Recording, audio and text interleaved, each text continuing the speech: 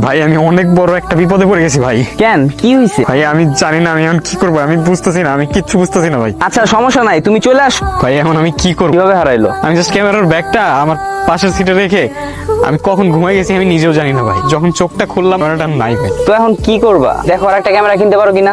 কি বলতেছেন ভাই?